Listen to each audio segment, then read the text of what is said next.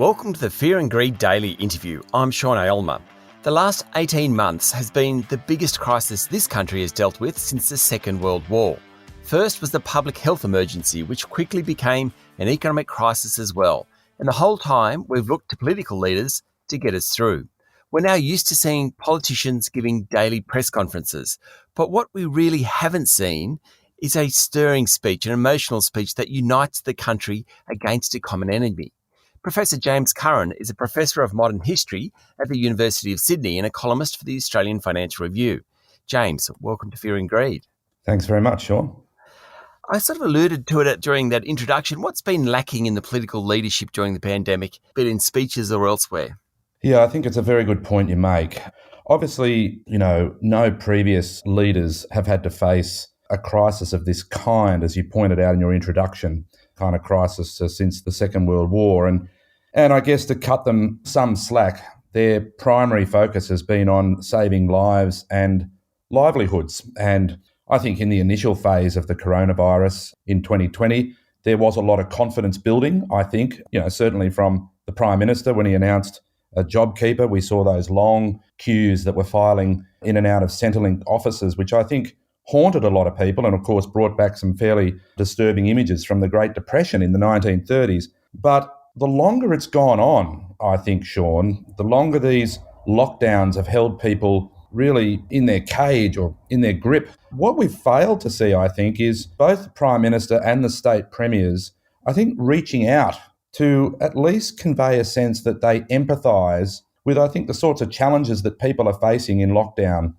Whether it be that sense of isolation, whether it be small businesses who've simply had to close their doors, their businesses have collapsed as a result of these lockdowns.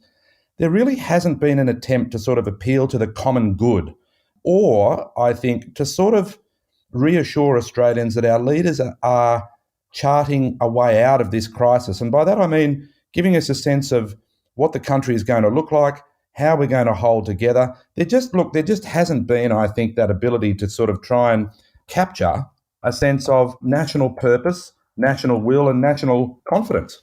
It must be very difficult, across the divide. So obviously Scott Morrison is the obvious one, but Daniel Andrews in Victoria has been highly criticised, the Labor leader. Yep. Gladys Berejiklian had a pretty good run, though, is struggling a bit more now. Mark McGowan in Western Australia and Anastasia Palaszczuk in Queensland certainly seem to have the support of their community, kind of last year at least. It must be very difficult, though, to create a speech or something that can actually bring people together.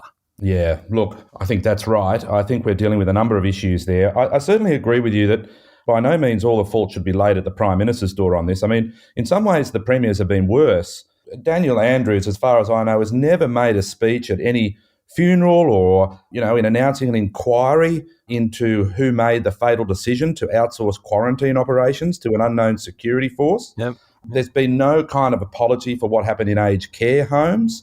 Gladys Berejiklian in New South Wales, despite her immigrant family background, never went out, still hasn't gone out to southwest Sydney and, addressed a press conference in Campsie Woolies or a car park at Fairfield Coles to appeal with, mosque and church leaders or Pacifica football players and interpreters to stay at home and get the vax. So they've got on the one hand this challenge of the logistical scourge of coronavirus, of trying to sort of wrestle with this daily fog, right?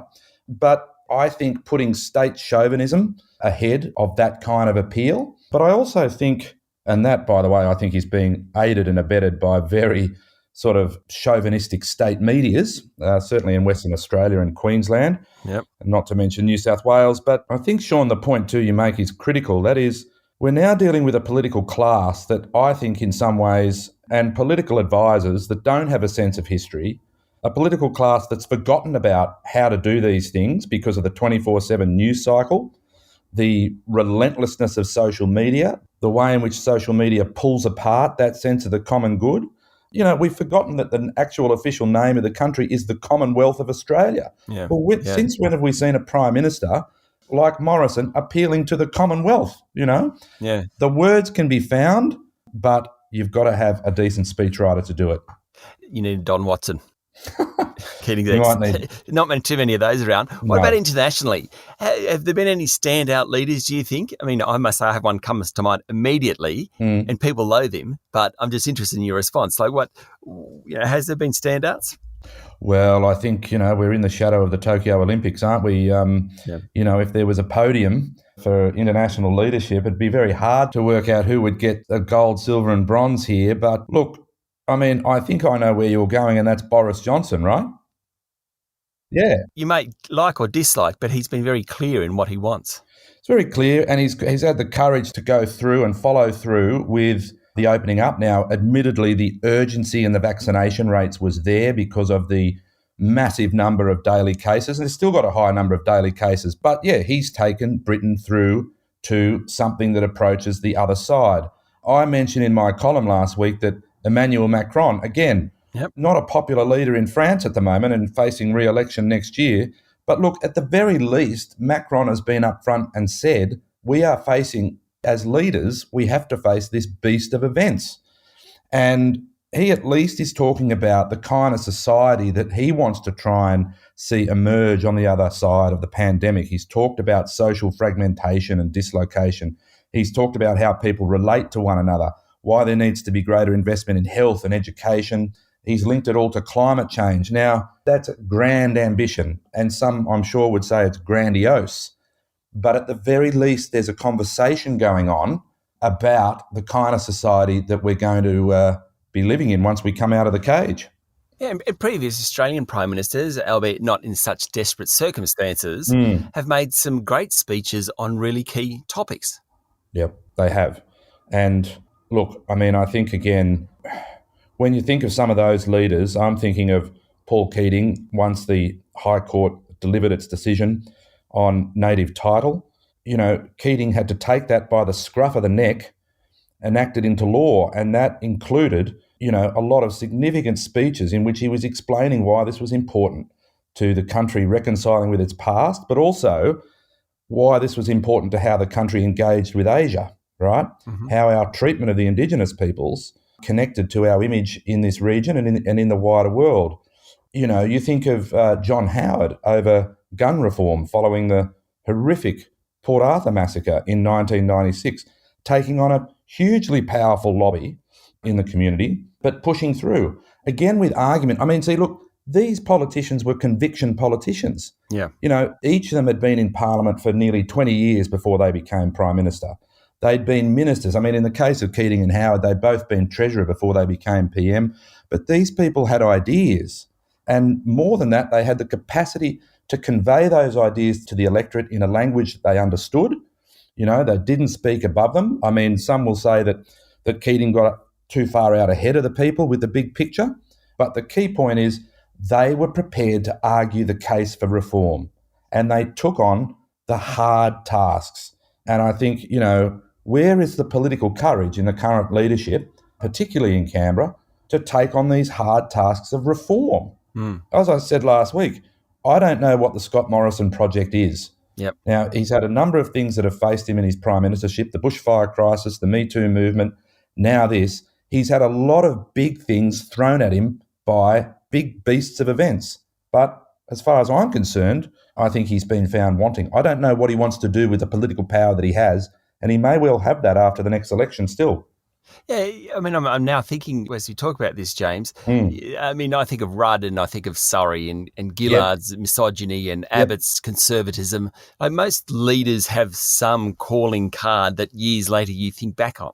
Yep. Yes, I think that's right. They have a core set of beliefs, or they have a particular moment that defines them. I mean, I certainly agree with you there that Rudd's apology speech is the standout moment of his prime ministership. I mean, when the global financial crisis hit, Rudd did try and explain what was going on to the people. Not everyone agreed with that diagnosis. But again, there was an effort on the part of the Prime Minister, I think, to level with the Australian people and try and articulate, well, what does this mean about capitalism, right? What should we take from this? But I think this is the issue. I mean, barring a speech that Malcolm Turnbull gave in Singapore as Prime Minister about Australian foreign policy and the rise of China, I am struggling to think of a speech that either Abbott, Turnbull or Morrison has given which you could really look back on and say that defined him. Yeah, it's interesting. Yeah, I just can't think. I certainly can't think of one with Morrison. Yeah. And I mean, mind you, sometimes these things you only realise it later. Although, Yeah. having said that, the ones we've just spoken about, you remembered in the moment. You knew they were Yeah. great speeches. Stay with me, James. We'll be back in a minute.